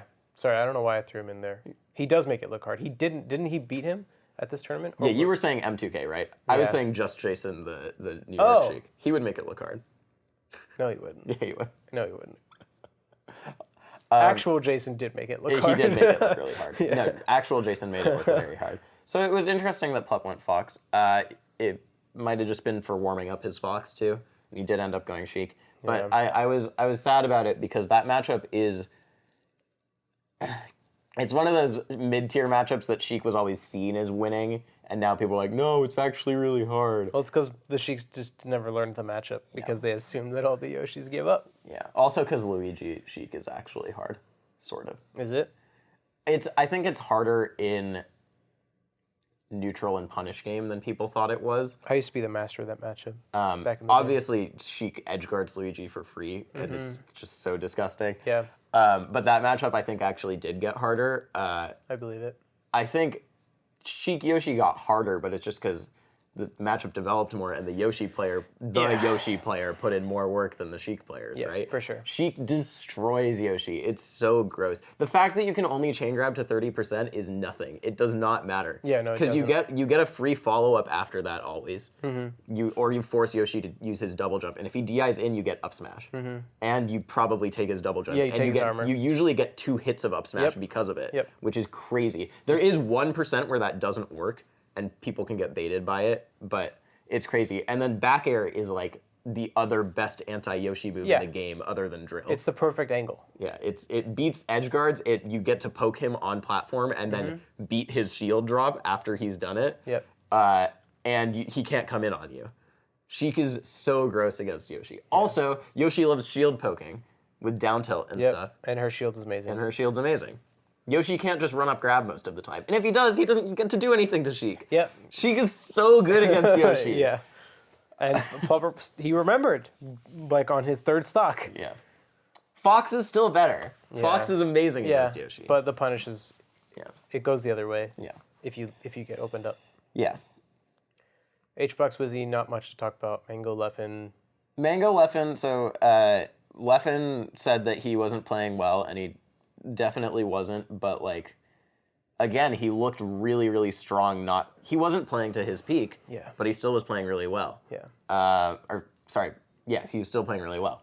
Mango's punish game was really, really good in this. Hearing them talk about who wins between Fox and Falco is so funny. Really? Because they just change their minds all weekend. And Mango changes both ways, too. Yeah. Like, Mango will just say Falco wins and then say I don't Fox remember wins. which one of them said it, but one of them just bases it on who won last. That's probably Mango. Yeah.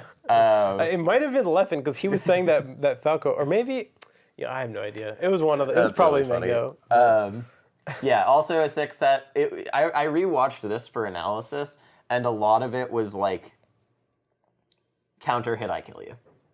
It was a lot of like, you hit my shield bad, I shined you out of shield, or I just wave dashed back, and then I killed you. They were arguing about like who gets an easier punish. It was so funny. But it was a 6 set still. It was fun to watch. Me, Amsa. You did what you could. Honestly, I think I practiced against a CPU too much, because in retrospect, like, my brain was not on for a lot of it. I kept attacking his shield on a platform. Yeah, you did. Why was I doing that? I was a little upset at you. I was like, I'll just be a little bit faster this time, and it was just, it's not a good idea. Yeah. And later I was talking to Zach, and he was like, oh, I had money on you. I was like, wow, you had that much faith in me? He's like, yeah, I had money that you'd take more than 5 stocks, but you didn't. I was like, oh, man. But then I rewatched it. I did take more than 5 stocks. So that's funny. Zach, check your DMs, because I sent you a message saying for you to collect your money. Go collect your money, because I took more than 5 stocks. Game 1, I took him the last stock. Yeah. Game 2, like, so here's the thing. I friendly with him, when I can at tournaments. I didn't play him too much this weekend, but I did play him like a fair bit. And the way it normally goes is like, I win the first few games as Fox, and then he just knows more depth in the mix-ups, and he starts to... Exactly. Yeah. Yeah, which is what I was saying again about Pups Fox too, basically, right? Yeah. So like, I have a strong enough game plan that I can beat him with my Fox. But if he catches a whiff of what I'm trying to do, like, I'm not going to win. Sure. Unless I learn the matchup as I'm playing him, which is what you have to do to fight against these character specialists. Again, another reason why Sheik is good at this matchup, and flip straight on Sheik, because there's so many fewer mix-ups just in the way that Yoshi's allowed to play, sure. Yeah. And then when I play him with my Marth, it's like when we play for an extended period of time, it's like he's winning 60-40.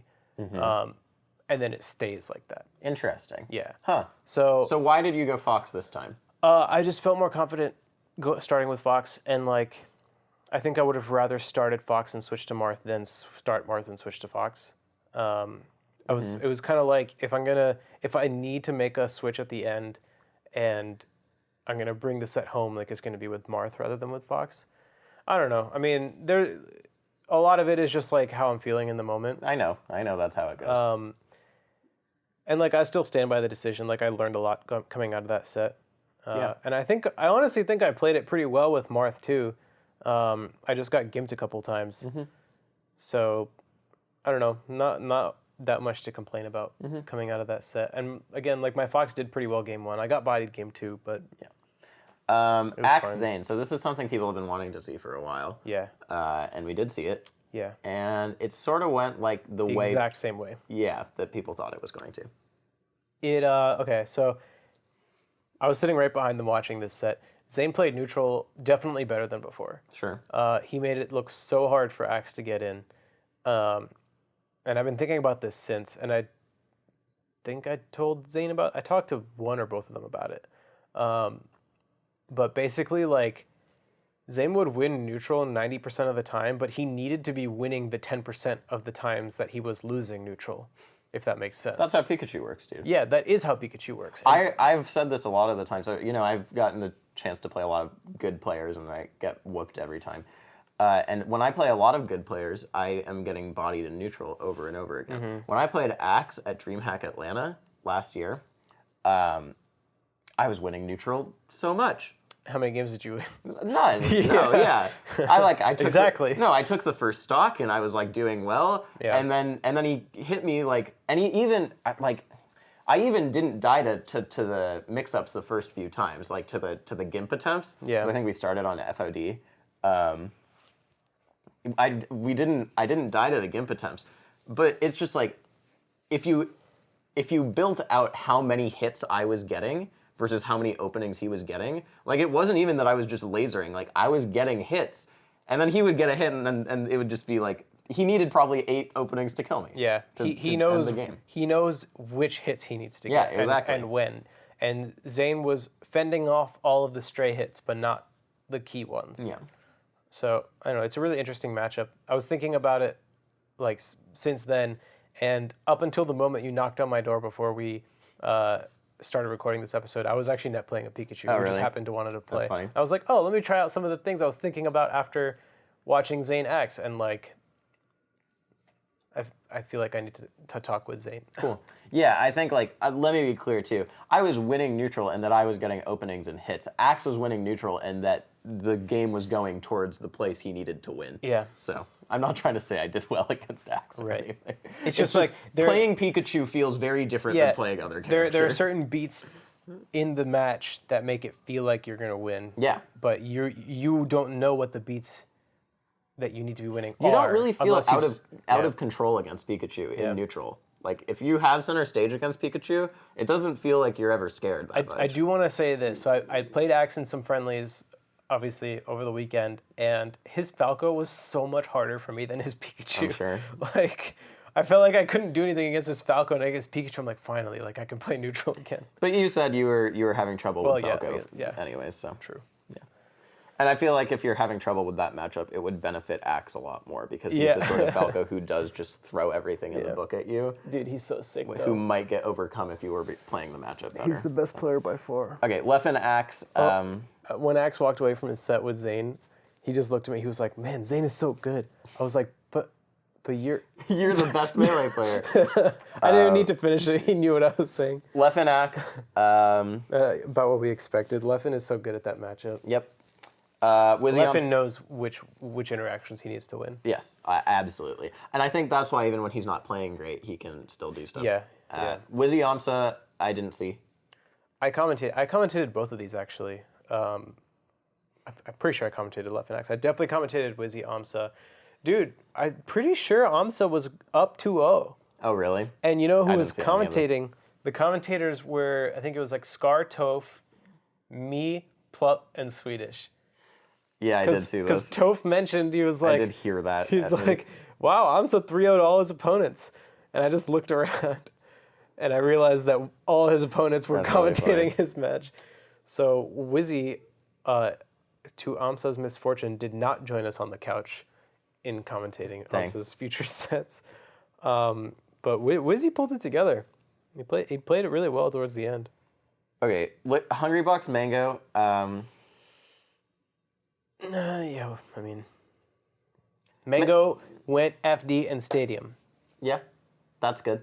That's big. It is big. Because Mango always goes Yoshi's. Yeah. And he didn't go Yoshi's at all this time. He's trying, dude. He is. The way he looked like he was playing very hard. We were talking not 6 months ago about how Mango would be the next player to retire, and now in he spirit. Looks really, really fired. And I remember talking to Zane, and he's like, yeah, fighting Mango now is like fighting a shell of Mango. But he came back, and he's like, I mean, he might be better now than he ever has been, honestly. Maybe. Yeah. Like in terms of raw skill, Yeah. But he's really trying, and he wants to win, which is really cool to see. Yeah, I feel like looked like a lot of typical Hungry Box versus Fox sets. Foxes were not hitting up 30i this whole weekend. Yeah. That was sort of the story of both Hungry Box Mango and Hungry Box Leffen, which I also don't think we need to talk about that much. Did you see the picture that someone posted of the final scene of last summit versus this summit, where it's like Mew King on the couch? Yeah. So part of the reason for that is that it's not because people. It wasn't like an inauguration crowd comparison thing that was totally fair, where like people just didn't want to be there. It's because in the other room they actually set up like a viewing area. Yeah, I figured, but it was so funny. But dude, the whole time we're watching Leffen and Mango play H-Box, Wes is just in the corner and he's just like, clutch box, H-God, oh my God. Let's go. Maybe Wes is Hungry Boss. Maybe he is. Ludwig was there, and we were making fun of him for it, but maybe Lud's not Hungry Boss. Maybe I don't think Lud's maybe Hungry Wes was laughing on the inside because he's actually Hungry Boss. Wizzy Leffen and losers. Leffen destroyed him. He hit his edge guards and killed him. Yeah. And then Leffen Mango again looked super sick. Now Leffen was playing good. Yeah. And again, the punish game was super sick. I haven't analyzed this yet. I've only watched the winners set, but I've been trying to watch all the Falco sets. So I just remember watching it. I was at the bar, I think, so I was watching on and off, and I was just like, this is sick, melee. Yeah. It was good. And then, Leffen Hungry Box was, again... Leffen didn't seem too broken up about it afterward. Yeah. He was just like, I wasn't as ready as I should have been. And he's like, I'm proud of myself. I started a new game this year, and I'm top 15 in it. Yeah. Like, it's pretty sick. Yeah. I don't know if he's top 15, but he's fucking good at DB fighters. Yeah. I think he is. I want to say he is. Okay, anyways. Based on the PGRZ. We're very, very long on this episode, but the last thing, I said that we would talk about this later when we mentioned how well Amsa did in general. Yeah. So the last episode we had, I said, of the non-top 6. You said that Amsa would be, if the top 6 were to stop playing, Amsa would be winning. Not even that. I said, that was a while back, but I asked of like the people who, like the non-top players who have a shot at winning this tournament, so like Wizzy, Amsa, and Axe, basically, of those 3, who do you think has the best shot of winning this tournament? Okay. And I said it was Amsa, because I felt like he matched up the best against those top players in specific with Armada gone, in that I don't feel like there's a specific matchup he couldn't win. And after this tournament, the way I feel is that all of those 3 are equally as likely, pretty much. That's what I'm thinking, too. Yeah. I mean, the problem, it's so bracket dependent because they all have someone that they can't get past. Do they? I still think Amsa has the least. I don't think he has... Who does he have? Amsa has the least proven. Like, we have a large amount of data that Axe won't get past H-Box. Right. And that Wizzy won't get past Mango. Amsa, I would have to say, like, the fact that he can't get past Wizzy 1 is a huge... But he has beaten him. He has, yeah. But still, like, it's a huge But I mean, obstacle for Wizzy him. has that too. Wizzy can't get past Plup. Yeah, true. That's true. And then the other person for Amsa I would say would be Leffen. Like, That's... Well, so this is the thing is... And also, historically, Axe beats Amsa. so Amsa... Well, recently it's been very, very bad. The last 3 sets, I think, were alternating. Yeah, at Gommel and... Yeah, they've been... And other Summit, Gommel, Summit, right? Yeah. They've been very alternating. Yeah. This is the thing, too. So I really think Amsa Wizzy is going to be more of a toss-up, and we should look at it like that going forward. I mean, Well, the way Amsa played neutral against Wizzy was beautiful. Yeah, like he made exactly. such good adjustments for that set. but you are right that Amsa is the least proven, and it's not just because of Wizzy. It's because Amsa has two people who could potentially. Basically, Amsa has the most amount of people who could potentially be roadblocks for him, but they also could both not be. So Mango and Leffen could potentially. There's less data. Mango and Leffen could both potentially be Amsa's not going to beat those people, but I think it's also very reasonable to say he's taken Mango to Game 5 multiple times. He could totally beat Mango, and we just haven't seen him and Leffen play in so long. Yeah, it is hard. I mean, all that being said, like what you said stands. I think where Axe, Amsa, and Wizzy are all equally likely to win the event. Exactly. And then the thing is, when you go even past that, Axe has the best matchup. You think Zane is more likely than all three of those? Yeah. I think so too. So our answer actually changes, right? No. We discluded Zane from that. Okay, never mind. Yeah, we didn't include Zane from that when we said it. Because I actually had forgotten him, and then you brought him up. I was Okay, like, oh, he's more gotcha. likely than all of them. Yeah. Yeah, he is because he has the X factor of that he can beat H-Box, basically. Well, he none of these Or players he's never beaten. Yeah, that too. Yeah. Yeah. Yeah, he's beaten all of them. Well, except Amsa and Axe. Yeah, right. That's the hard part. That's why we said that if the top 6 all retire, Zane would actually suffer the most. Yes.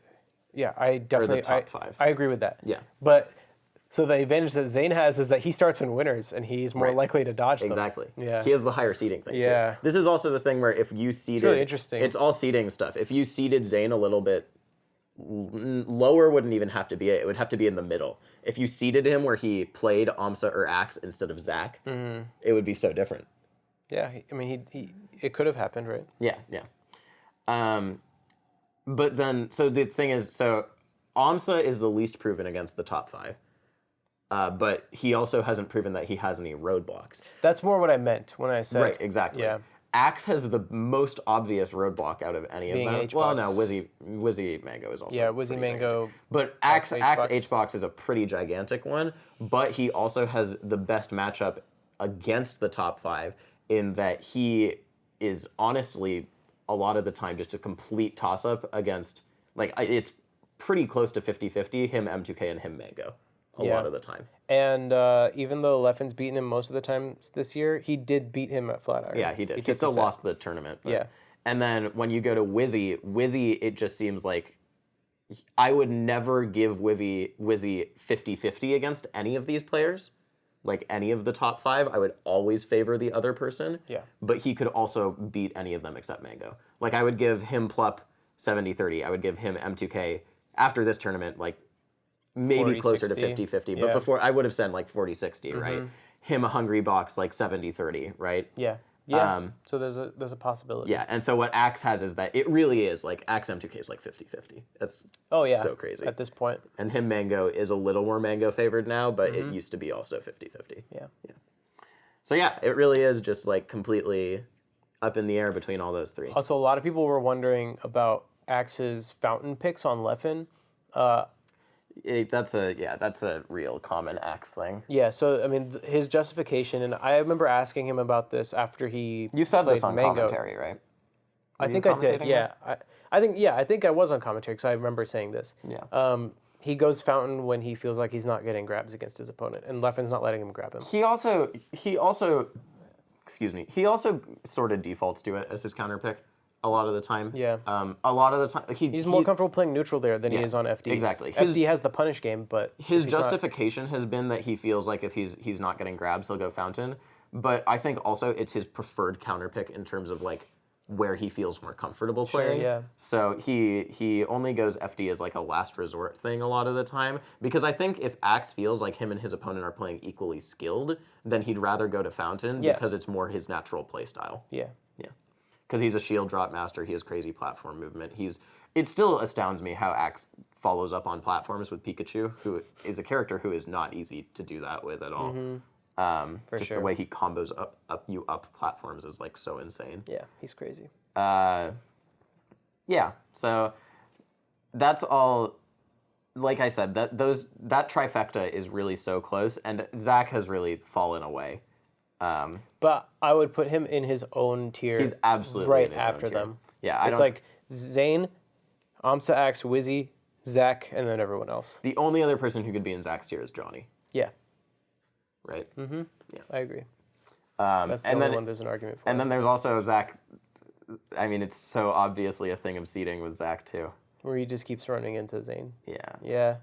I'm telling you, man, I mean, I didn't see their summit set, but we talked about it, based on their, GTX set, like, Zach's got ideas. We think it's gonna happen. I didn't see Zane versus Zach at this, I don't think, or I don't know, there was so much melee that weekend. But, I finally stopped getting bodied by Zach. I played him a good amount that weekend, and I was like doing better, making progress. Yeah, I mean, I think you're gonna shoot up a lot, honestly. No pressure. In Ultimate. Whatever. Are you playing melee at Don't Park?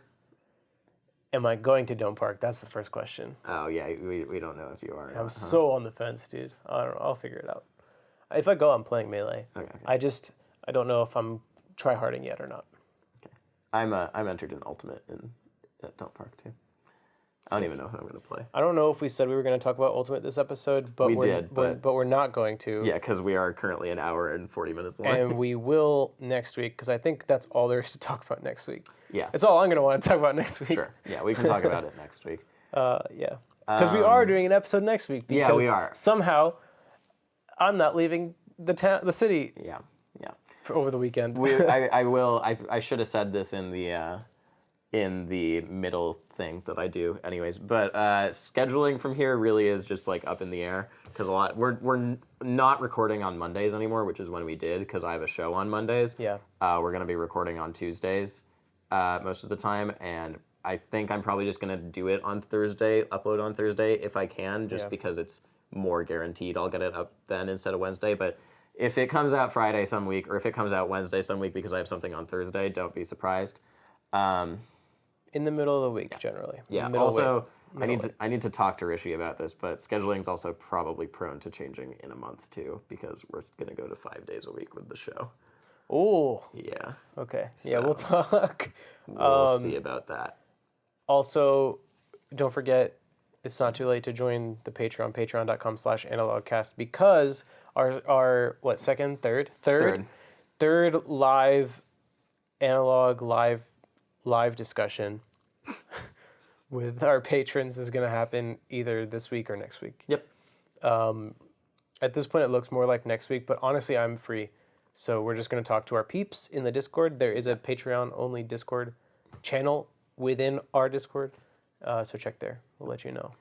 Yeah, I think that about does it. Thank you guys so much. Sorry again for the delay, but that's how it goes. It's good to be back. It is good to be back. Yeah. There was a lot to talk about, and there still remains. All right, we'll catch you guys next week. See ya.